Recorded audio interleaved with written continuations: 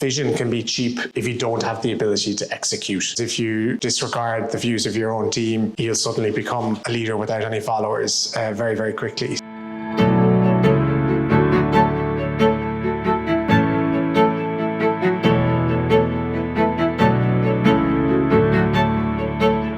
It sounds like a cop-out, but it's probably a little bit of both, right? I think those who have a desire to lead, it's a really instinctive thing, but ultimately you have to choose as well, and you have to lean in to leadership, whatever context you're in. So it's definitely a little bit of both.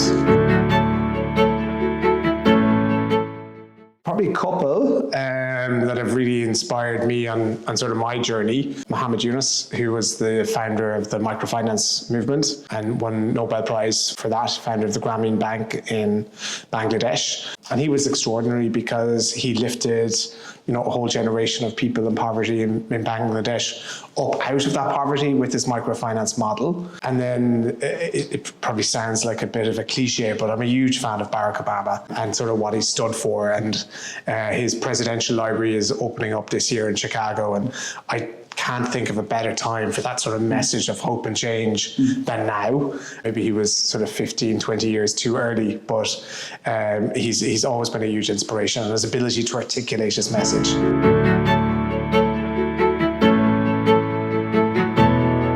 It's a mixture of clear vision and ability to execute. Vision can be cheap if you don't have the ability to execute. People that I've worked with and the people that would inspire me are those that have that dual ability. They've got a really clear vision about the change or the projects that they want to execute, and they have the ability to get that done. Finding the right resources, mobilizing the right people, providing clear direction, all of those skills, but it's having that really clear vision and then the ability to execute.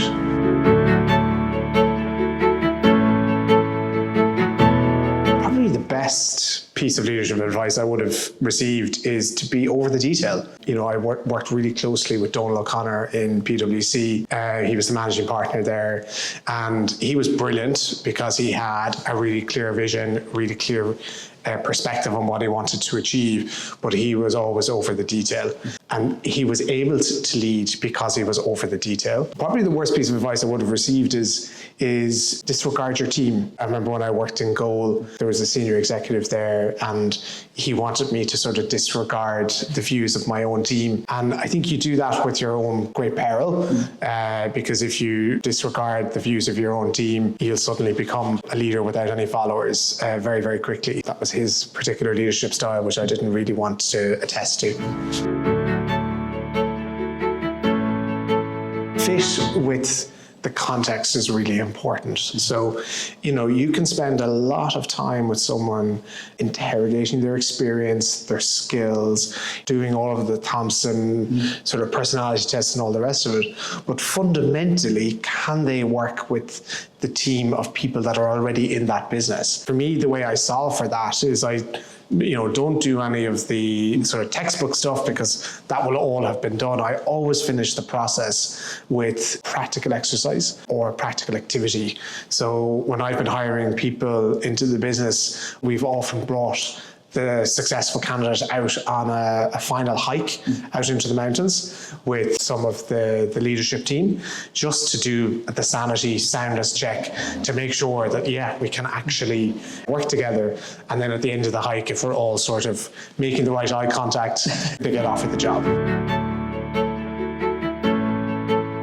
I think it was a very intentional thing. I've worked in organizations with really rigorous hiring processes, and they still haven't worked out. So for me, when I set up my own business, I was like, okay, how can we have this extra step that maybe mitigates that risk of a hiring process not working out? Because in a small organization, it is incredibly damaging when a hiring process doesn't work out. So it was a very intentional decision, and it's worked out well. And we've never had an adverse when we've brought somebody for a hike, but that probably says something. But it is a really useful way for both sides, actually, to sense check that we're all sane, We're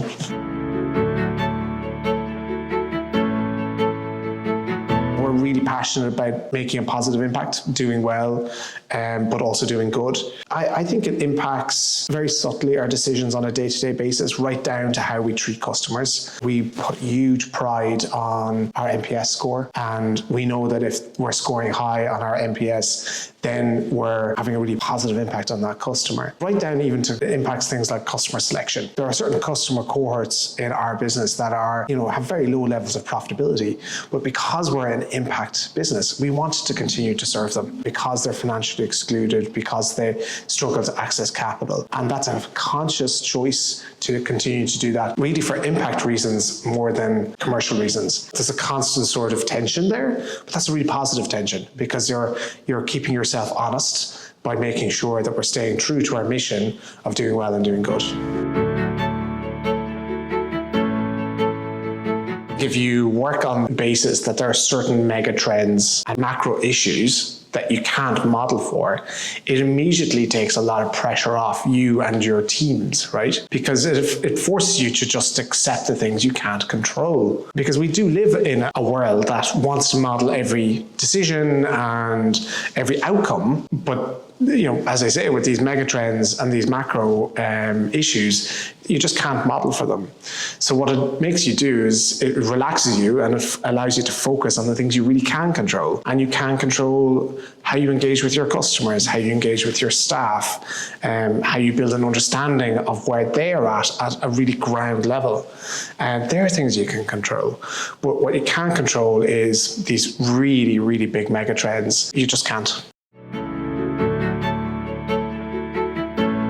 We want to be the reference point in Europe for impact-driven finance, the standard bearer for a forward-thinking, future-focused fintech lender, not just in terms of the products and its offerings, but actually its impact in the communities that it operates in. More globally then, this is my hypothesis, the most valuable businesses in this century are going to be those that are impact-driven, those that are focused on multiple stakeholders, not just the shareholder.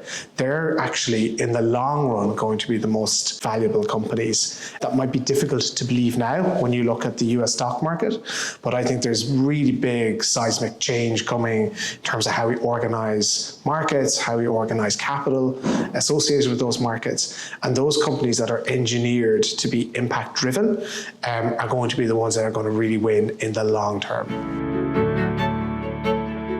I open the Irish Times business section and look at the week ahead. And I look at my calendar. How to handle a shareholder dispute. Customer satisfaction. Business as a force for good. How we're not doing enough. Brilliant people.